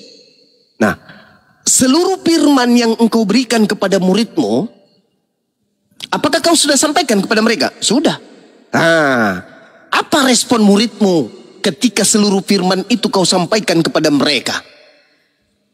Apa kata Yesus? Yohanes 17 nomor 8. Segala firman yang engkau berikan kepadaku, kata Yesus, telah aku sampaikan kepada muridku. Dan mereka telah menerimanya. Dan mereka percaya bahwa engkaulah yang telah mengutus aku. Itu Bang Suma. Jadi murid-muridku seketika telah menerima semua firman yang aku berikan kepada mereka. Mereka itu percaya bahwa Bapa yang telah mengutus aku. Oh gitu. Jadi murid-muridmu seluruhnya percaya kalau kamu itu adalah utusan Tuhan. Iya dong, muridku gitu loh. Terus apa akibatnya kalau murid-muridmu percaya bahwa kau itu utusan? Nah, Bang Suma, sini aku bisikin. Ada rahasia yang kusampaikan kepada muridku. Apa rahasianya? Aku katakan kepada mereka, jika engkau ingin masuk ke dalam surga, maka kau akan memperoleh hidup kekal, bukan kematian kekal. Dan hidup kekal itu adalah kalian mengenal Elohim sebagai satu-satunya Tuhan yang benar, dan mengenal Yesus Kristus yang engkau Elohim utus. Itu rahasia yang sudah kubocorkan kepada muridku. Untuk memperoleh hidup kekal, harus mengenal diriku sebagai utusan Tuhan. Titik. Berarti percaya kepada Yesus memperoleh hidup yang kekal. Dan percaya kepada Yesus menghantarkan manusia, menjadikan Yesus sebagai rasul utusan Tuhan untuk Bani Israel saja. Betul itu. Makanya dalam Yohanes 3 nomor 16, begitu besar kasih karunia Tuhan akan dunia ini sehingga dia menganugerahkan anaknya yang tunggal supaya siapa yang percaya tidak binasa melainkan hidup yang kekal. Jadi kalau kita percaya kepada Yesus, kita memperoleh hidup yang kekal. Percaya kepada apa? Kepada tangannya, kepada mulutnya, kepada kakinya, kepada kepalanya, atau kepada apanya? Kepada ucapannya. Yesus berkata, aku diutus hanya kepada domba yang sesat dari umat Israel. Percaya kagak? Kalau percaya, berarti kita harus legowo menerima kita ini bukan umatnya. Kalau tidak percaya, lah kau anggap dirimu lah sebagai pengikutnya. Yesus berkata, aku diutus hanya kepada domba yang sesat dari umat Israel. Kita bukan domba dari Bani Israel, kita bukan orang sesat dari kalangan Israel. Terus kenapa kita ngaku-ngaku sebagai pengikut?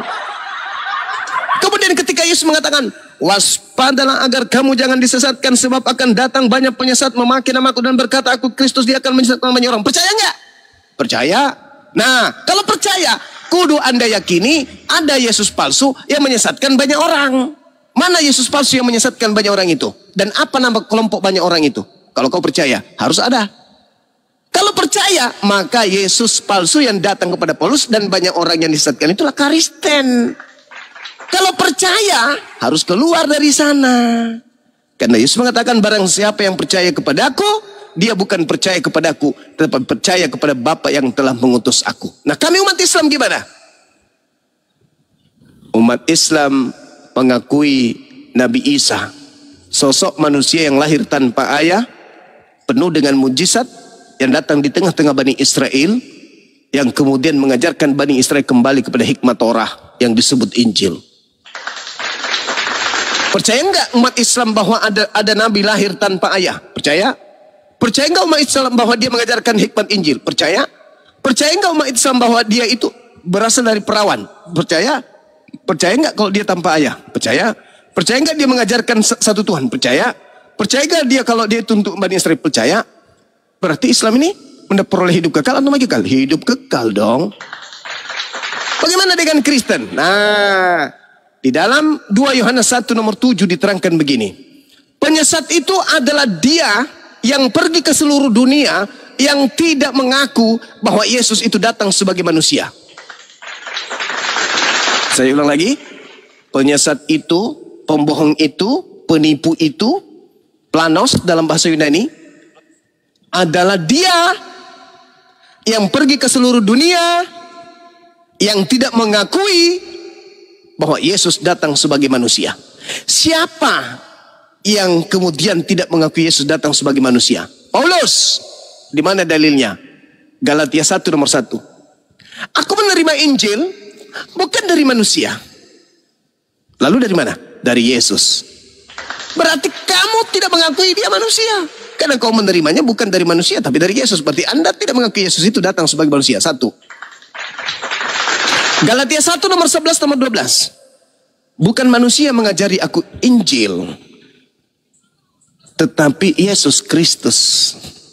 Artinya Yesus Kristus bukan manusia dong. Yang datang kepada Paulus bukan manusia dong, tetapi Yesus Kristus. Berarti Paulus mengakui bahwa yang datang kepadanya Yesus tapi bukan manusia. Sedangkan dalil 2 Yohanes 1:7, siapakah penyesat itu? Bukankah dia yang pergi ke seluruh dunia yang tidak mengaku bahwa Yesus itu adalah manusia, yang datang sebagai manusia? Nah, bagaimana dengan Kristen? Nah, kita panggil Kristen. Saudara-saudaraku Kristen, kumpul, siap komandan, baris, hitung 1, 2, 3, 4, 5. Nah, dari sana, ayo. Yesus itu manusia atau bukan? Manusia. Kamu, Yesus manusia atau bukan? Manusia. Yesus datang sebagai apa? Manusia. Manusia. Semua orang Kristen kalau ditanya, Yesus adalah manusia. Kita tepuk tangan, hore. Tapi tiba-tiba ada yang berteriak dari belakang. Tapi tunggu dulu Pak, tunggu dulu. Apa lagi? Tetapi dia juga Tuhan. Berarti ketika mulutnya mengatakan Yesus itu manusia, kita tertipu. Kenapa kita tertipu? Karena ternyata di gereja dia Tuhankan manusia itu. Berarti dengan kata lain, tidak mungkin Kristen ini rela dalam keadaan waras menyembah manusia, nggak mungkin. Dengan kata lain, dia menolak Yesus itu manusia, kawan-kawan. Cuman di mulut doang mereka mengatakan Yesus itu manusia, tapi pada prakteknya dalam hati dan pikirannya Yesus itu adalah Tuhan. Dengan kata lain, tergenapi apa yang tertulis dalam Bible 2 Yohanes 1:7. Siapakah penyesat itu? Bukankah dia yang pergi ke seluruh dunia yang tidak mengakui? Berarti tidak mengakui itu artinya berbicara mengenai hati. Bukan hanya mulut, tapi hati yang menentukan dan pikiran. Tidak mengakui bahwa Yesus datang sebagai manusia. Apa buktinya Kristen itu penyesat? Apa buktinya Kristen itu pembohong? Dia mengatakan dengan mulutnya, Yesus 100% manusia. Tapi pada prakteknya, Yesus juga 100% adalah Tuhan. Pembohong. Penipu. Kemana dalahnya penipu dan pembohong? Ya ke neraka dong. Tuh, itu fakta real. Saudaraku Kristen, bom. Iya paman, Yesus itu apa sih menurutmu bom? Yesus itu manusia Bang Suma. Masa sih? Iya, tapi dia juga sepenuhnya Tuhan. Pret. Bagaimana mungkin seekor sapi dikatakan dia adalah seekor sapi Bang Suma, tapi dia juga adalah seekor ayam? Hanya orang gila. Seekor sapi dibilang seekor ayam. Itu bohong, itu penipu, pembohong. Itulah penipu sepenipu-nipunya. Jadi keturunan Adam sudah 2000 tahun diajari menjadi penipu pembohong. Itulah yang diterangkan Al-Quran. Yukhadi'una allaha walladina amanu wa ma yakhda'una illa anfusahum wa ma yasrun. Orang-orang kafir itu ingin menipu Allah, ingin menipu orang-orang beriman. Tapi sesungguhnya mereka menipu diri mereka sendiri. Artinya menipu diri mereka sendiri. Mulut mengatakan dia manusia, tapi diri dalam hati menuhankan manusia itu. Dan kalau ditanya, apakah kalian menuhankan manusia? Enggak. Apakah yang lahir dari rahim manusia? Iya. Apakah Maria melahirkan Tuhan? Enggak. Apakah Yesus nama anak Maria? Iya. Apakah Maria melahirkan Yesus? Iya. Apakah Yesus manusia? Bukan. Apakah anak Maria manusia? Iya. Siapa anak Maria? Namanya Yesus. Siapa nama Tuhanmu? Yesus. Apakah Tuhanmu manusia? Bukan. Apakah manusia dilahirkan Maria? Iya. Penipu. Pembohong. Laknat. Inilah yang diterangkan oleh Al-Quran. Yukhadi'una allaha walladina amanu. Nah, ulaika hum syarrul bariyah. Itu. Jadi kami nggak heran, kami hanya tepuk tangan aja ya. Ketika kemudian orang Kristen tampil, kami ini anak Tuhan, kami ini kan pret. Kamu pikir masih zaman penjajahan seenak perut menjajakan agama yang tidak rasional itu? No. Sekarang udah zaman digital, di mana-mana kemudian Orang sudah bisa mempelajari tentang keyakinan kalian. Kami sudah tahu. Ternyata agama kalian caranya diajarkan seperti itu. Islam mana mau kemudian ditipu dengan pola-pola itu. Yang makanya saya katakan sulit bagi Kristen memurtadkan orang Indonesia, orang Islam hanya dengan modal Bible. Sulit. Karena begitu dibacakan Bible buat Indonesia, orang Islam, maka mereka orang Islam hanya tertawa. Kecuali Anda ya berikan rasa ketakutan dulu kepada mereka, kelaparan. Makanya kalau Anda tidak bisa menciptakan kelaparan bagi mereka, carilah yang lagi lapar.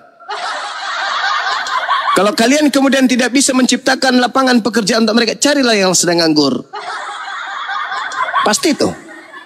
Anda Islam, iya. Apa bantuan masjid untuk Anda? Enggak ada. Anak Anda berapa? 5. Berapa yang sekolah? Enggak ada. Ada BPJS? Enggak ada juga. Mau enggak anaknya sekolah? Mau dong Pak. Mau enggak kamu punya BPJS? Mau dong Pak. Mau enggak hidup layak? Mau dong Pak. Mau enggak aku kasih usaha? Mau dong Pak. Boleh, tapi kau dibaptis. Oke. Jadilah halilintar. Ke gereja lah mereka pelan-pelan. Itulah yang caranya menjadi pengikut. Tapi kalau diberitakan Bible, makanya kenapa di gereja itu tidak ada toa. Karena tidak ada orang yang mendengarkan Bible itu bisa murtad dari Islam. Coba aja pakai toa di gereja. Baca Amsal, baca Yehezkiel, mati meja. Gak ada yang mau. Makanya itu alasannya. Itu makanya kenapa kemudian mereka tidak pakai toa. Bukan karena mereka toleransi. No, gak mungkin. Faktanya apa? Coba tengok di pasar-pasar itu yang mayoritas mereka. Di pasar mereka pakai sound system berteriak. Tak ada keselamatan. Darah Yesus halilintar. Itu hanya yang dibilang. Coba. Tapi kenapa di rumah ibadahnya ketika mereka ibadah tidak pakai toa? Supaya kita dengar selayaknya Al-Quran. Qul huwallahu ahad. Allahus samad. Lam yalid wa lam yulad. Wa lam yakul lahu kufuwan ahad. Seluruh manusia, seluruh makhluk bisa mendengarkan. Kenapa? Karena rasional. Katakanlah tiada Tuhan itu satu. Katakanlah Tuhan itu satu. Katakanlah bahwasanya Tuhan itu bukan manusia dan bukan anak manusia. Katakanlah tak ada serupa yang setara dengan manusia, tak ada yang setara dengan Tuhan dan seterusnya. Masuk akal. Bandingkan kalau dibacakan, pada hari ini telah lahir bagimu juru selamat Kristus Tuhan di kota Daud. Tuhan lahir. Tuhan lahir. Kalau Tuhan lahir berarti ada ibunya. Kalau Tuhan anak berarti Tuhan ibu. Kalau ibu adalah melahirkan Tuhan dan anaknya adalah Tuhan, berarti ibunya juga Tuhan. Nah, kalau anak ini disebut Tuhan, ibunya disebut Tuhan. Ibu punya saudara enggak? Punya. Berarti Elizabeth adalah tantenya Tuhan. Tante Tuhan, selamat pagi. Nah, tante Tuhan ini punya enggak anak-anak? Ada. Namanya Yohanes. Berarti Yohanes ini sepupunya Tuhan. Yohanes sepupunya Tuhan. Berarti Tuhan punya opung. Berarti ada Tuhan anak, ada Tuhan bapak, ada Tuhan kakek, ada Tuhan sepupu, ada Tuhan tante, ada Tuhan opung, ada Tuhan tulang, ada itu Tuhan, Tuhan itu, Tuhan lain. Wah, banyak kali Tuhan. Artinya yang terjadi apa? Keluarga Tuhan. Mampus sudah. Padahal Yesus mengatakan hidup kekal itu adalah mereka mengenal engkau satu-satunya Tuhan. Berarti nggak ada ibu Tuhan, nggak ada anak Tuhan, nggak ada bapak Tuhan, tante Tuhan, kakek Tuhan, tetangga Tuhan, paman Tuhan. Parah kali agama ini. Cuman kalau kita berbicara mengenai kebenaran, penghujat, intoleran. Padahal agamanya adalah agama syiar, agamanya adalah agama misi. Jadikanlah seluruh bangsa menjadi pengikutku. Jadikanlah orang Islam itu murtad menjadi Kristen semua. Red. Kebenaran harus diungkap. Islam agama dakwah, Kristen agama syiar. Ya saya berdakwah, kalian bersiar. Tinggal siapa yang memilih Islam, siapa memilih Kristen, silakan. Jangan lagi katakan ya intoleran. Enggak dong. Islam itu mengajarkan berdebat. Dalil Al-Qur'annya jelas. Islam mengajarkan menyampaikan Islam. Ajarannya jelas.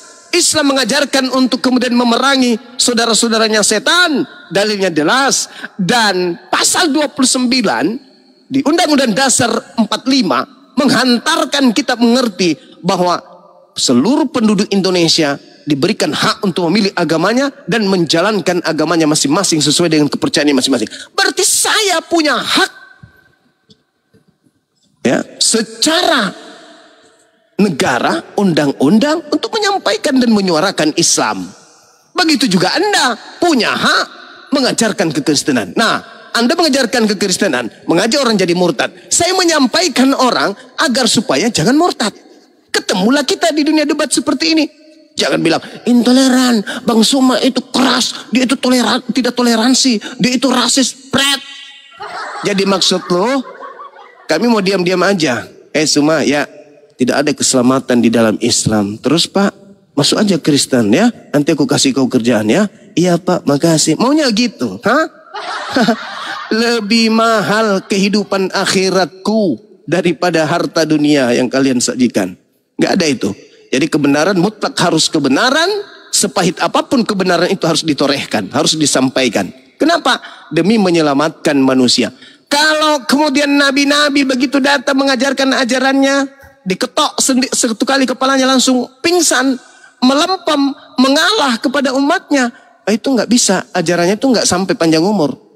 Makanya ajaran Nabi itu harus disampaikan sekencang apapun penolakan itu. Sekeras apapun kemudian orang membenci yang menyampaikan agama itu. Harus dilawan, tetap. Niatnya harus karena Allah Tuhan. Bukan karena yang lain. Saya kira begitu saudaraku Kevin. Mohon maaf kalau saya panjang lebar. Ini hanya perkenalan saja.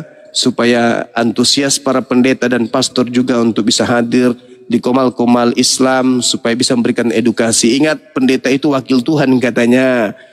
Pendeta itu adalah perpanjangan tangan Tuhan katanya. Sebagai perpanjangan Tuhan, tangan Tuhan, datanglah ke komal-komal. Biar kita selamat. Aku mau lihat tangan kau.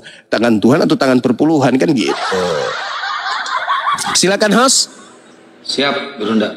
Ya, Bang Kevin. Bang Kevin tadi dikeroyok berapa orang dari gembala sama penginjil selain pendeta? Gak ada sih Bang, sama aja seperti tadi. Dan itu lagi. 7 orang itu, orang-orang itu. Tapi Intinya ada pesan ini Bang, saya di chatting nih suruh nanya ke Bang Juma, cuman saya bilang nggak apa-apa, tanyain aja, dibacain aja. Nanti Gurunda yang jawab. Nggak apa-apa, bacain aja Bang. Nggak apa-apa. Enggak, maksud saya jangan jadi pengecut lah, naik aja, ngapain melalui perantara gitu loh. Waduh, kok pendeta dibilang pengecut? Tapi bagus sih, nggak apa-apa. Emang pengecut, nggak ada yang mau debat sama Bang Juma. Ya, jadi saya harus bilang apa Bang? Soalnya mereka kan dengan melarang kan itu kan udah gimana ya? Ini kan hak saya. Jadi kalau memang dia pintar ya dibantah. Ini Bang Kevin ngomong kayak gini nggak takut diusir di gerejanya Bang Kevin? Emang mereka mau ngusir saya? Kevin, setelah kau diskusi sama pendeta begini, kau keputusan apa yang kau mau ambil sekarang? Ya kan saya sudah bilang, saya cuma cari kebenaran saja, bukan mau berantem sama mereka, bukan mau meninggalkan mereka gitu loh. Kayaknya Iman Kevin terguncang deh. Intinya gini sih Bang, kalau memang benar kan yang nggak ada salahnya. Yang jadi masalahnya mereka tidak bisa menjelaskan kebenaran. Kan seperti itu.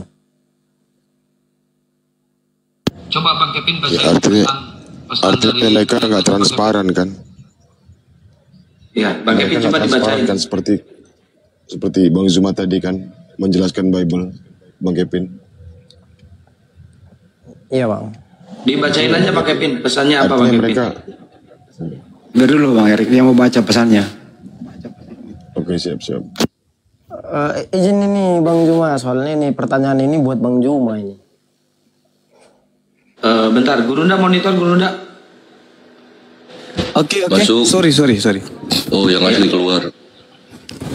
Iya. Lanjut. Nggak apa-apa nih Bang. Nggak apa-apa. Soalnya ini merujuk ke Nabi Muhammad. Nanti ntar saya yang dikeroyok nih sama penonton nih. Enggak. Oke. Silakan. Oke. Jadi pertanyaannya seperti ini Bang.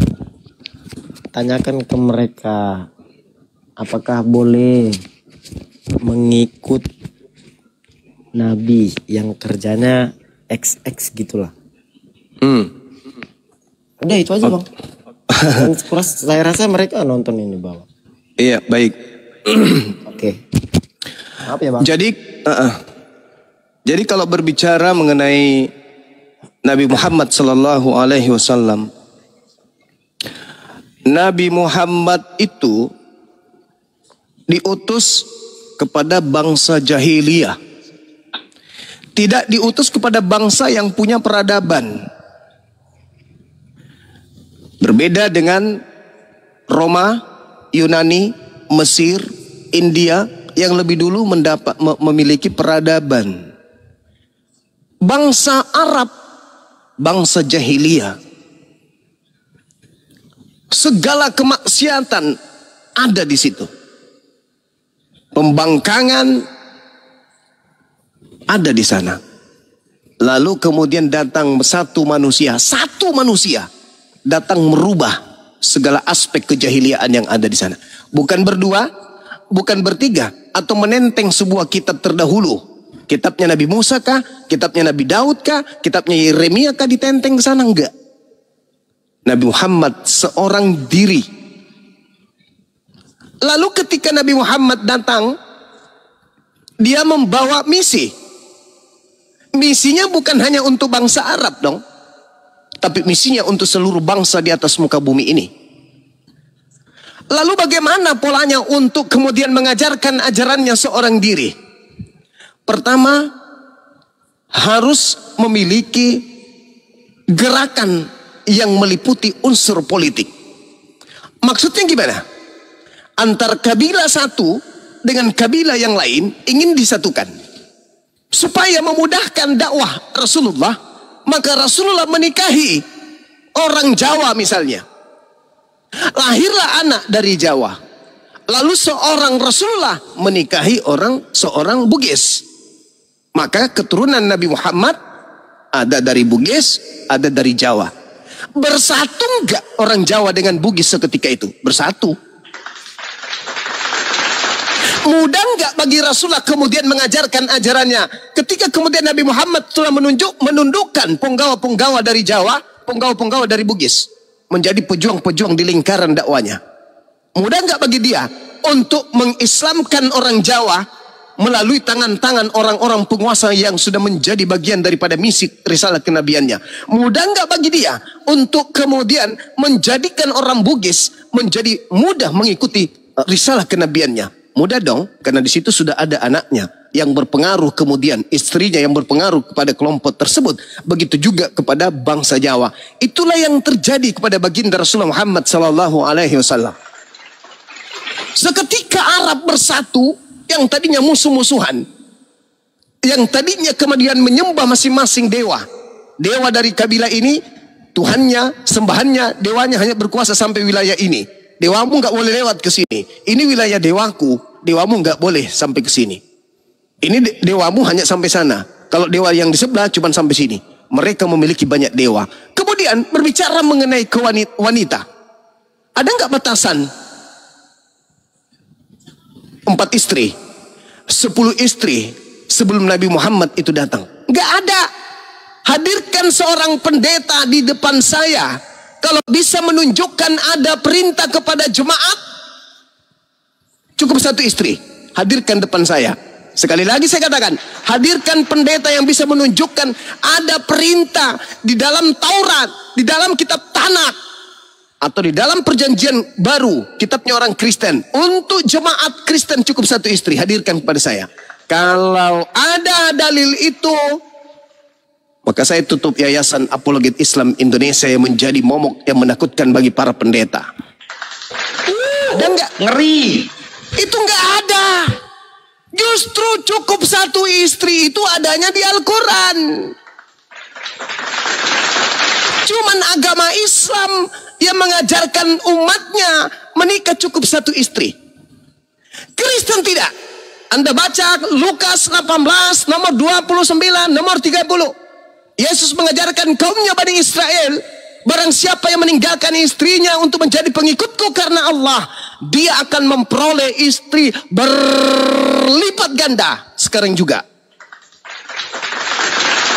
Itu kata Yesus kepada Bani Israel, bahwa Bani Israel boleh mendapatkan istri berkali lipat ganda, halilintar. Kemudian di dalam Matius 19 nomor 29, pengikut Yesus akan mendapatkan 100 istri nanti di surga. Catat itu pendeta, jangan kalian menipu jemaat dengan mengatakan cukup 1 istri, tapi kondom di tas, di dompet bersebaran. Di mana ada misa, di mana ada ini. Catat itu. Sampai tai lalat di kemaluan kalian aja ditahu sama bininya orang kok. Nabi Muhammad bukan datang mengajarkan poligami. Nabi Muhammad justru datang membatasi poligami. Kakeknya Yesus, istrinya ratusan. Salomo dengan gundinya kalau dihitung ribuan. Hidup dalam 1 minggu, istri 600. Kira-kira Daud melayani 600 wanitanya ini gimana caranya? Dan itu kakeknya Yesus. Kakeknya Yesus, istrinya ratusan. Pertanyaannya, Yesus berasal dari istri yang keberapa? Hah? Jadi jangan sok cantik, jangan sok paten. Tidak ada ajaran Tuhan melarang poligami. Dari perjanjian barunya orang Yahudi sampai perjanjian barunya orang Romawi, tidak ada larangan poligami. Tidak ada perintah cukup 1 istri. Hanya di Islam perintah 1 istri itu ada. Kenapa Nabi Muhammad kemudian menikahi sampai 11 wanita? Yang dinikahi apakah seperti pendeta-pendeta hari ini? Enggak dong. Nabi Muhammad menikahi janda-janda tua. Dia raja, dia presiden, dia pemimpin negara. Mekah, Madinah di bawah kekuasaannya, bahkan menyebar kekuasaannya kemana-mana. Ada dia kemudian semena-mena terhadap wanita? Ada dia punya gundi meskipun 1? Gak ada. Lalu bagaimana dengan kakeknya Yesus? Alamak. Yesus aja kalau Anda pelajari dari Yakub, Yakub memiliki istri 4. Dari istri 4 ini, Yesus berasal dari istri yang mana? Artinya bahwa tanpa poligami Yesus tak ada. Tanpa Yesus Kristen tak ada. Berarti pendeta dan pastor itu harus berterima kasih kepada sistem poligami. Tanpa poligami Yesus tak ada. Itu dong. Jadi Nabi Muhammad menikahi wanita-wanita janda, cuman 1 yang perawan yang dinikahi beliau, Siti Aisyah. Itu pun tujuannya untuk menghafalkan hadits. Lalu kemudian di-framing, oh, Siti Aisyah itu korban pedofil. Anda ngerti pedofil nggak? Pedofil itu sama seperti pastor, sama seperti pendeta di luar sana. Ratusan kemudian anak-anak yang menjadi korban pedofil. Yang dikatakan pedofil adalah penyakit yang suka kepada anak di bawah umur, di mana korbannya lebih dari 1. Di mana korban pedofil jangankan menjadi istrinya, mendengarkan nama pelaku pedofil terhadap dirinya aja trauma. Bagaimana dengan Siti Aisyah? Apakah Siti Aisyah trauma? Apakah Siti Aisyah takut kepada Nabi Muhammad? Tidak. Justru istri yang paling cinta, paling sayang di antara seluruh istrinya, termasuk Siti Aisyah. Lalu mana korban pedofil? Gak ada, itu cuma tuduhan kalian. Tuduhan kalian. Tahu nggak bangsa Arab sebelum Nabi Muhammad? Ada nggak batasan istri? Ada nggak batasan budak? Nggak ada. Islam datang, Nabi Muhammad datang justru membatasi itu. Sekali lagi saya simpulkan, Nabi Muhammad tidak ada aib terdengar dari lingkungannya, masyarakatnya, sebangsanya, umatnya, seperti pitnahan orang Kristen terhadap beliau. Gak ada pernah dia mencabuli orang, gak ada pernah dia melakukan hal-hal yang tak senonoh. Tidak pernah. Nabi Muhammad terjaga beliau. Hanya gara-gara menikah wanita-wanita. Tujuan menikahnya itu tadi unsur politiknya ada, kemudian unsur pengajaran terhadap nifas atau haid ada, unsur kemudian pengajaran supaya Islam itu menyebar kemana-mana seketika ada. Tidak ada unsur kemudian syahwat ataupun dia hanya untuk memuaskan birahinya. Tidak ada. Kalau mau memuaskan birahi, jangan 11 orang. Jangan. Nikahi semua orang yang ada perempuan sesuai dengan nafsu. Tapi faktanya enggak kan? Nah, yang nafsu itu mungkin yang ratusan dan seterusnya. Dan itu adalah yang melahirkan keturunan Yesus. Contoh Roma 1 nomor 3. Yesus berasal dari sperma Daud. Nah, mati meja. Roma 1 nomor 3. Yesus berasal dari sperma Daud. Daud berapa istrinya? Katanya kurang lebih 600 orang. Istri yang mana yang telah memiliki yang mendapat jatah sperma untuk Yesus? Jadi saudaraku, kalau ada yang seperti itu, katakan bahwa di dalam Bible juga tidak ada larangan satu istri. Nggak ada. Nggak ada larangan poligami, nggak ada juga perintah satu istri dalam Bible. Justru Yesus mengatakan ya, engkau akan mendapatkan berlipat ganda ketika engkau menjadi pengikutku. Kau tinggalkan istrimu demi untuk menjadi pengikutku, maka kau akan mendapatkan lipat ganda saat ini juga. Kalau lipat ganda itu satu atau lebih dari satu? Lebih dari satu. Nah, cuman Kristen hari ini dalam hal ini pendeta yang bertanya, oknumnya ya, yang bertanya melalui saudara Kevin, cobalah kau bercermin bercermin. Istrimu memang satu kawan, tapi di belakang istrimu gimana si Ucok? Sehat-sehat aja dia. Sehat-sehat aja dia si Ucokmu itu. Saya pernah, ini ada Bang Handi jadi saksi, saya dan Bang Handi mensyahadatkan salah seorang pastor. Pastor itu belum meninggalkan kemudian kepastorannya. Kemudian ada pertemuan seluruh pastor itu diadakan di kota Parepare. Lalu kemudian pada saat sudah melakukan acara kegiatan, malamnya para pastor ini tidur. Apa yang terjadi? Pastor yang kita mualafkan itu menelpon kepada saya, menelpon juga kepada Bang Handi. Kami mendengarkan suara dari kamar sebelah. Di mana kamar sebelah si pastor lain bersama dengan kucing kah atau kambing kah? Tapi yang saya dengarkan itu jadi suara betina. Aduh.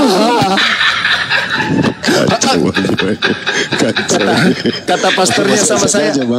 Itu fakta, itu real. Itu fakta, itu real. Kata pastornya kepada saya, Kanda. Coba dengarkan ini. Apa sih? Dia tempel HP-nya itu di dinding. Kebetulan dindingnya itu mungkin triplex atau apa. Kedengaran suara mendesah. Persis ibu-ibu yang sedang digigit kemudian kakinya kepiting. Coba. Aku bilang, itu siapa? Biasa, senior. Pastor senior. Hah? Jadi tanyakan kepada pendeta, sudah berapa kali si Ucoknya dijepit di pintu? Izin sama istri, cukup satu istri. Tapi di belakang istri, udahlah. Gak usah terlalu munafik. Jadi saya simpulkan, agama yang melarang poligami itu sama halnya agama itu melegalkan persinahan. Itu aja. Silakan. Dan saudara harus tahu, saudara Kevin, katanya di Kristen itu nggak boleh bercerai selain zina. Anda coba tanya catatan Dukcapil, berapa Kristen bercerai tahun 2024? Coba buka Google. Kalau misalnya jumlahnya 1000, berarti tahun 2024 ada 1000 orang Kristen melakukan persinahan. Kan tidak boleh. Tidak boleh apa yang disatukan Tuhan dipisahkan kecuali oleh maut. Tak boleh cerai kecuali berzina. Nah, berarti orang Kristen dalam setahun ada nggak cerai? Ada. Berarti mereka berzina dong. Berarti di Kristen solusi kalau ingin cerai ya gampang. Misalnya nih Bom sudah tidak suka sama istrinya. Bisa nggak Bom nikah lagi? Bisa. Bisa nggak cerai? Bisa. Caranya ya berzina. Itu solusinya. Kita harus cerai, Ma. Kenapa? Aku sudah bersinah loh. Maafkan papa ya. Bersinah sama siapa? Itu. Kambing di belakang rumah tetangga. Langsung bombong dipecat, langsung cerai. Jadi selesai, kan gitunya. Saya kira begitu. Sampaikan salamku kepada pendeta pastor. Salam dari Bang Suma. Kalau mau belajar Bible silakan naik di komalnya Bang Suma, bilang gitu. Silakan. Oke, Bang. Mantap Panglima. Ada balasan lagi nggak chatnya itu pastornya? Pastor ya yang ngechatnya ya? Pendeta, Bang. Oh pendeta, oke. Ada balasan lagi nggak dia? Gak ada, Bang. Orang mereka di sini semua. Di sini di mana? Di bawah. Oh, Ini mantap. pada nonton di bawah ini. Ini saya Iya, boleh tampilkan Gurunda ininya tingkat perceraian Kristen Boleh. 2024 baik. Ini nih. Ini totalnya aja ya di semua provinsi Gurunda. Iya. Ini yang 2024. Jadi ini apanya? Sebelah sini pernikahannya, ini cerai talak, ini cerai gugat. Nah, cerai talaknya 85.000 sekian. Cerai gugatnya 308.956 orang.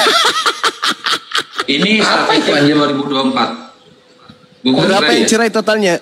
Yang 2024 yang cerai talak 85.652, yang cerai gugat 308.956 orang. Total? Ya total 85 tambah berarti 386 ribuan.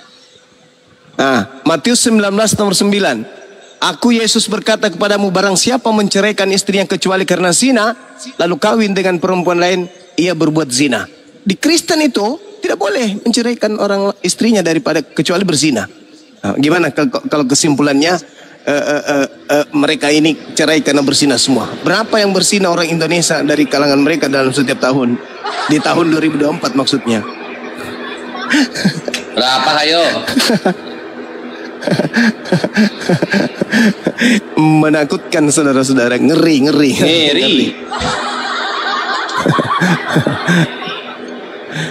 Pak Pendeta, naik sini dong Pak Pendeta. Kita ngobrol-ngobrol santai dulu Pak Pendeta. Bang Suma menyampaikan isi Bible Pak Pendeta tanpa ada indikasi perpuluhan. Berbeda dengan Pak Pendeta. Kebenaran disembunyikan demi untuk keberlangsungan asap di dapur. Kalau Bang Suma menyampaikan isi Bible, tak ada tendensi Anda mau bayar juga nggak ada sama saya, Anda tidak bayar juga nggak ada. Saya semata-mata untuk menyelamatkan manusia dari cengkraman apa ya? Cengkraman perpuluhan. Iya. Bang Hani mana hilang?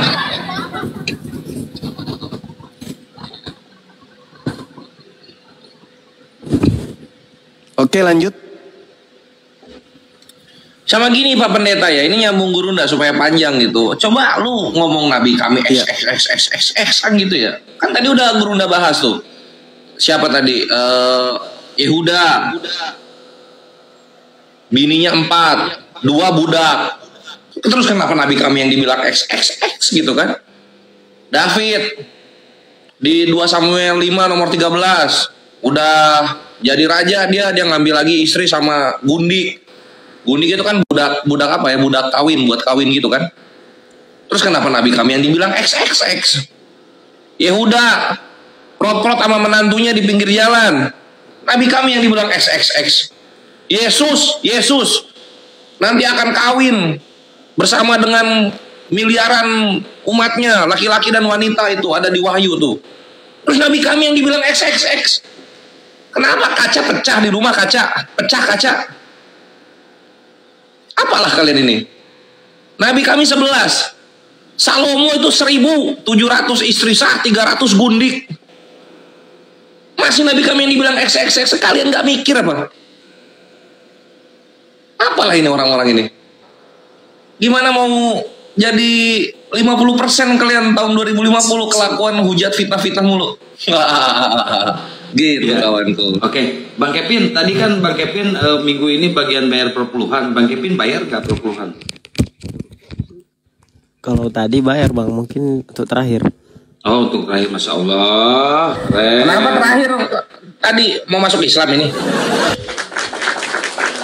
Ya, Bang Kevin kan bayar perpuluhan apa? Takut dosa nggak? Ya kalau untuk sekarang gimana ya bang? Karena udah jelas semalam.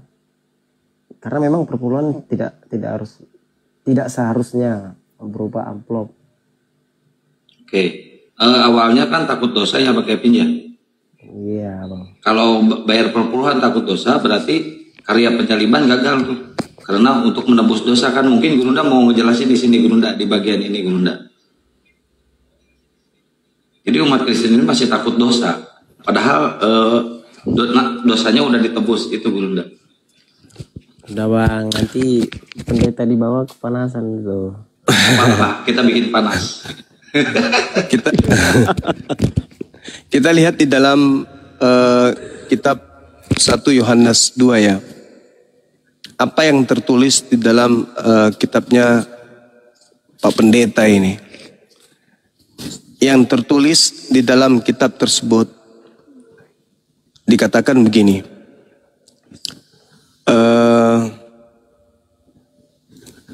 Anak-anakku katanya kan ya.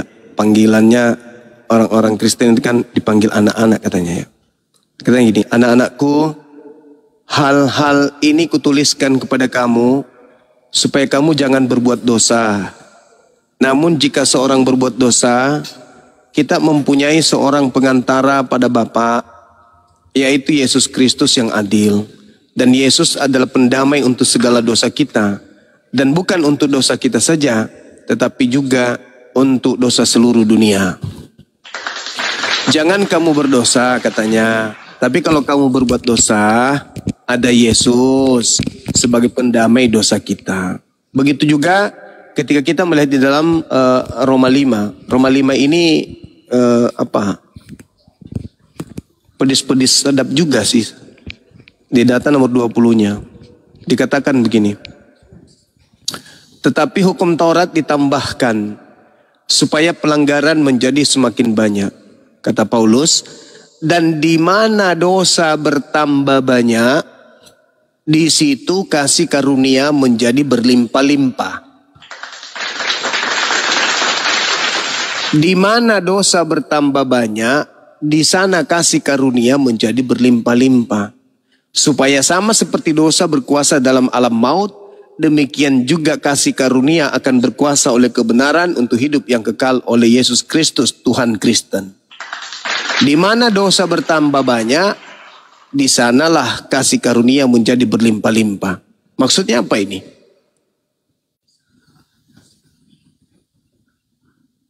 Makanya Yesus turun datang katanya, datang bukan untuk orang benar tapi orang yang bersalah. Yesus datang kepada orang yang banyak dosa.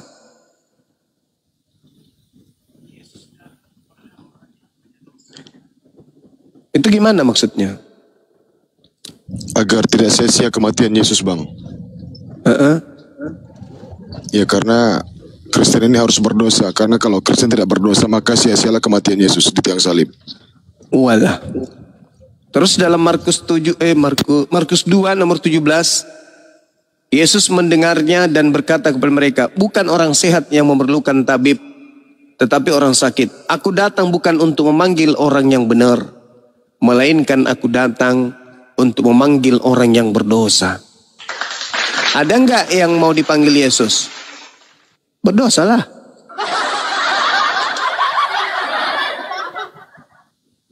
Aku datang bukan memanggil orang yang benar. Jadi orang benar itu dicuekin. Yesus datang memanggil orang yang berdosa. Jadi kalau mau dipanggil Yesus, ya silakan berdosa. Itu dalil. Markus 2 nomor 17. Itu dalil. Nah itu juga yang buat saya heran. Di mana dosa semakin banyak, di sana kasih karunia menjadi berlimpah-limpah. Ya buatlah dosa semakin banyak supaya kasih karunia melimpah.